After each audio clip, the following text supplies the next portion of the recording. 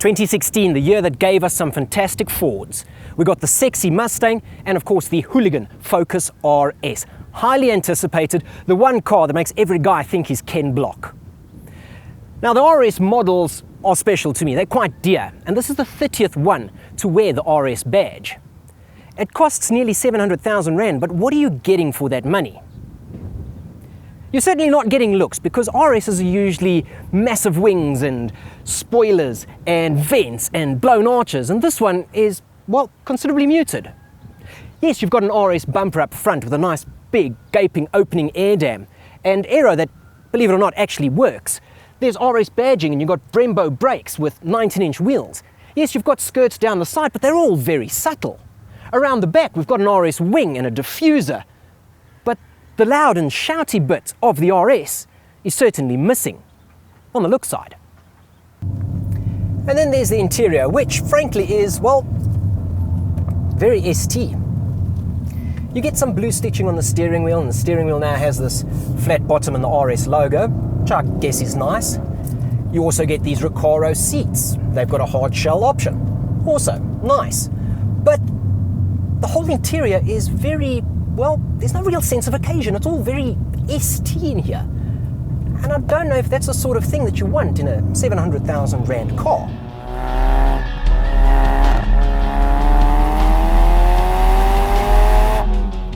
The motor of the RS is quite special. It's a 2.3 litre 4-cylinder EcoBoost motor. This 2.3 makes 257 kilowatts. That's more than 100 kilowatts per litre. It's also more than 150 horsepower per litre. So that means it's proper strong. Makes 440 Newton meters of torque, and it develops it nice and low, down around 2000 RPM. You've got different driving modes as well that livens up the throttle and changes the dampers and all that type of thing. You've got normal, needs no explanation. You've also got a sport mode, and the sport mode gives you all the crackles that you hear now.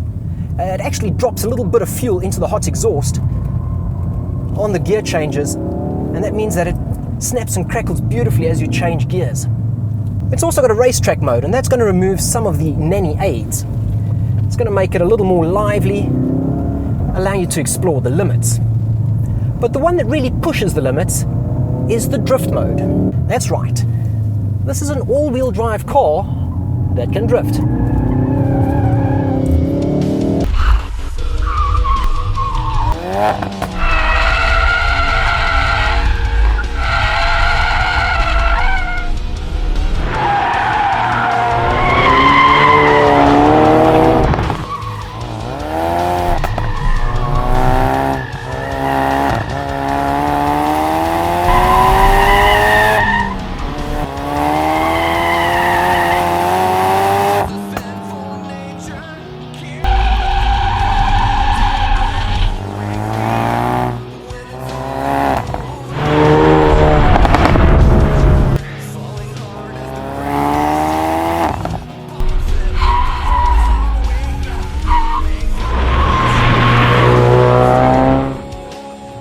That's right, this RS is all-wheel drive. The previous RS was only front-wheel drive. This one is all-wheel drive. Now, it's got a very clever all-wheel drive system, and it will be predominantly front-wheel drive while you're cruising around in normal mode. As soon as you start taking some corners, it's going to send a bit of the power to the rear wheels and start balancing things out. It can send as much as 70% of the power to the rear wheels.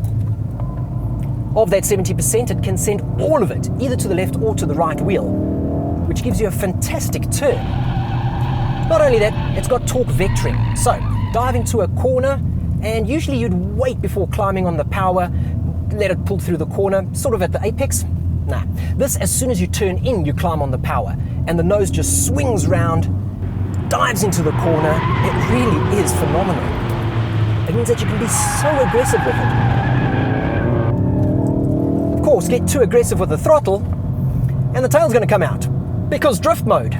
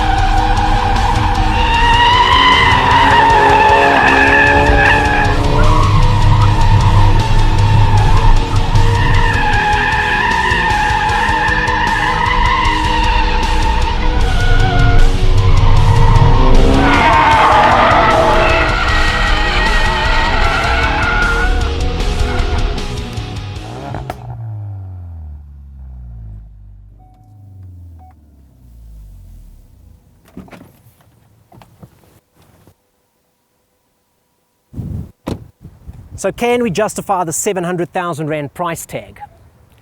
I mean, it doesn't look much different to an ST. It's not trimmed much different to an ST. But it certainly drives a whole lot different to an ST. So myself, I can justify it. I can justify that price tag because of the development and the engineering that's gone into this car and the way that it drives and of course that power.